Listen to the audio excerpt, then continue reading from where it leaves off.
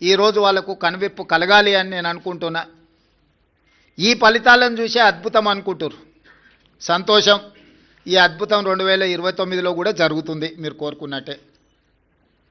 2/3 మెజారిటీతోనే 2029లో కాంగ్రెస్ తిరిగి అధికారంలోకి వస్తుంది. 1/3 మీరు ఉంటారు, 2/3 మేము ఉంటాము. ఈ తీర్పు 2029లో కూడా పునరావృతం కాబోతుంది. ఇప్పటికైనా అహంకారం తగ్గించుకోండి, అసూయను తగ్గించుకోండి. తెలంగాణలో అమలు జరుగుతున్న సంక్షేమ అభివృద్ధి కార్యక్రమాలకు సహకరించండి. బాధ్యతాయుతమైన ప్రతిపక్షంగా వ్యవహరించండి.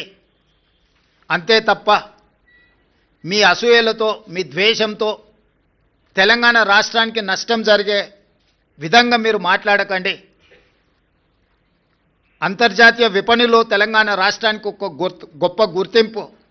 పర్ క్యాపిటా దేశంలోనే నెంబర్ 1. 3,87,87,000 రూపాయలతో పర్ క్యాపిటా ఇన్కంలో కానీ, జిఎస్డిపిలో కానీ అన్ని రంగాలలో తెలంగాణ దేశంలోనే నెంబర్ 1 రాష్ట్రంగా ఈరోజు అభివృద్ధి పదం వైపు నడుస్తున్నది. ఇంకా అభివృద్ధి జరగాల్సిన అవసరం ఉన్నది. సంపద పెంచాలి, పేదలకు పంచాలి అనే మా విధానాన్ని కొనసాగిస్తాము. ఇప్పుడు ఏ విధంగా అయితే మీడియా సహకారం ఉందో భవిష్యత్తులో కూడా మీ సహకారం ఈ విధంగా ఉండాలి అని మా ప్రభుత్వం భావిస్తుంది. మీడియా మిత్రులకు కూడా మీ సహకారం అందించినందుకు మనస్ఫూర్తిగా ధన్యవాదాలు తెలియజేస్తున్నా.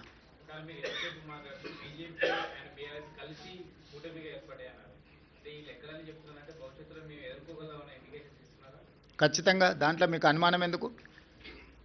పార్లమెంట్ ఎన్నికల్లో వాళ్ళిద్దరు కలిసి వచ్చినా కూడా ఎదుర్కొని 8 సీట్లు సాధించడం, 40% పైగా ఓట్లు సాధించడం. ఇది భవిష్యత్తుకు పునాదులే. వాళ్ళిద్దరూ కలిసిమెలిసి పోటీ చేస్తారనేది. నిన్న కేటీఆర్ ఒక రోజు ముందు కేటీఆర్ మాట్లాడతారు, తర్వాత రోజు కిషన్ రెడ్డి మాట్లాడతాడు. సేమ్ ప్రెస్ మీట్ ఏదైనా చూడండి మీరు. కిషన్ రెడ్డి గారు ఇప్పుడే ఏదో జరిగిపోయినట్టుగా, బీఆర్ఎస్ ఉన్నప్పుడు అద్భుతాలు జరిగినట్టుగా, బీఆర్ఎస్ ఉంటేనే బాగుంటుంది అన్నట్టుగా కిషన్ రెడ్డి గారు వ్యవహార శైలి చూసిన తర్వాత మీకు ఏమైనా అనుమానం ఉందా? అందుకే చెప్తున్నా, వాళ్ళిద్దరు కలిసి 1/3, కాంగ్రెస్ 1 2/3. వాళ్ళిద్దరు కలిసి 33%, మేము ఒక్కరం 66%.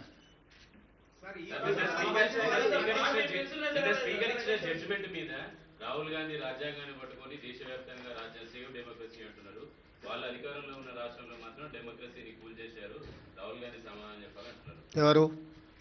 టీఆర్ఎస్ అడగండి. వెళ్ళి రాహుల్ గాంధీ గారు రాగానే ఢిల్లీకి వెళ్ళి అడగమని చెప్పండి. స్పీకర్ గారి నిర్ణయం మీద రాజకీయ పార్టీగా మేము స్పందించడానికి ఏమీ లేదు. స్పీకర్ గారి నిర్ణయాన్ని వాళ్ళకు నచ్చకపోతే న్యాయస్థానాలు ఉన్నాయి.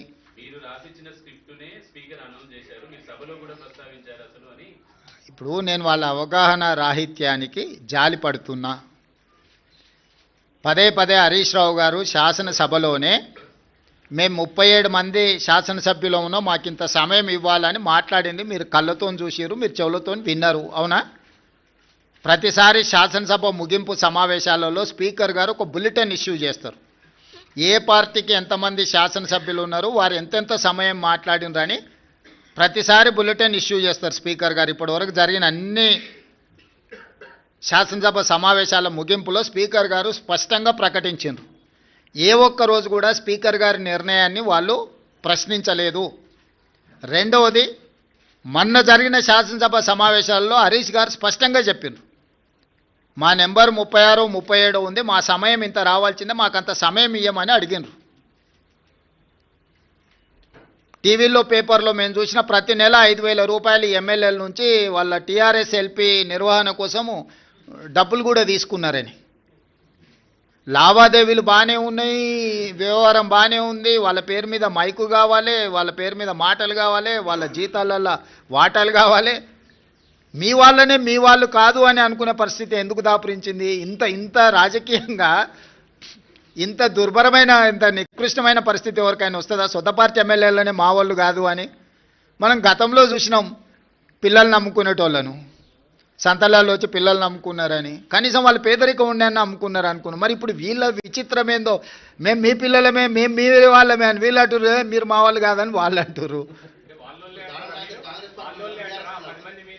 వాళ్ళు అదే చెప్తున్నారు కదా, ఎవరి ఇప్పుడు దాంట్లో ఎవరు మైనర్స్ లేరు, అందరు మేజర్లే కదా, విజ్డమ్ ఉన్నోళ్ళే కదా. ఆ మేజర్స్ విజ్డమ్ ఉన్నోళ్ళే వాళ్ళు ఎవరో చెప్తున్నప్పుడు నీ అభిప్రాయంతో నా అభిప్రాయంతో ఏం పని ఉంది?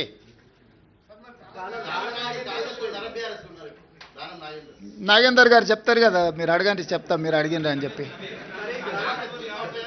ఎస్ అమర్ గారు, అమర్ గారు. సార్ మీరు 2 రోజులు ఢిల్లీ పోయొచ్చినట్టున్నారు, సమాచారం ఉందే ఉన్నారు. దేని గురించి? సంజయ్ రౌత్ ఒక స్పెసిఫిక్ స్టేట్మెంట్ చేసినాడు.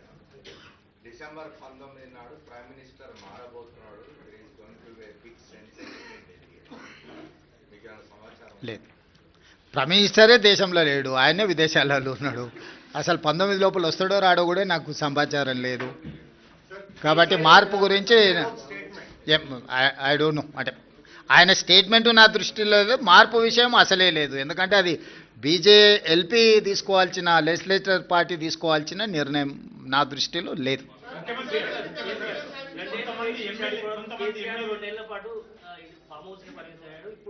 బయటకు వచ్చేటువంటి సమయం వచ్చింది. ఈ 2-3 రోజుల్లో బయటకు వచ్చి గ్రామ పంచాయతీ ఎన్నికలు వచ్చిన రిజల్ట్ బేస్ చేసుకొని జనాల్లోకి వెళ్ళాలనేటువంటి నిర్ణయానికి వచ్చినట్టు తెలుస్తుంది. దాని ఎట్లా మీరు? ఎట్లేముంది, 2023 కంటే ముందు కేసీఆర్ బయటనే ఉన్నారు కదా, వాళ్ళు క్షేత్రస్థాయిలో పర్యటిస్తున్నప్పుడే కదా వారు ఓడించింది. వారు క్రియాశీలక రాజకీయాలలో ఉన్నప్పుడే కేసీఆర్ గారిని ఓడించి కాంగ్రెస్ పార్టీ అధికారంలోకి వచ్చింది. ఇప్పుడు వారు క్రియాశీలక రాజకీయాలలోనే లేరు. గజ్వేల్ అసెంబ్లీలోనే కాంగ్రెస్ పార్టీ మెజారిటీ గ్రామ పంచాయతీలు గెలుచుకున్నది. అంటే గజ్వేల్ నియోజకవర్గ ప్రజలు కూడా కేసీఆర్ గారు క్రియాశీలక రాజకీయాలలో లేరు, రాజకీయాలతో వారికి సంబంధం లేదు. ఒకవేళ ఉన్న గజ్వేల్ శాసనసభ సభ్యుడిగానే వారి వల్ల ప్రయోజనం లేదని ప్రజలు ఈరోజు తీర్పిచ్చిండ్రు. గజ్వేల్ నియోజకవర్గ ప్రజలే కేసీఆర్ నాయకత్వాన్ని తిరస్కరించి అక్కడ కాంగ్రెస్కు మెజారిటీ గ్రామ పంచాయతీలు ఇచ్చిన తర్వాత ఇంకా ఏదో అద్భుతం జరుగుద్ది అని, అల్లావుద్దీన్ అద్భుత దీపం వస్తుంది అని ఆశిస్తే అది ఆశావాహుల యొక్క అభిప్రాయం. నేను కొత్తగా చెప్పడానికి ఏం లేదు.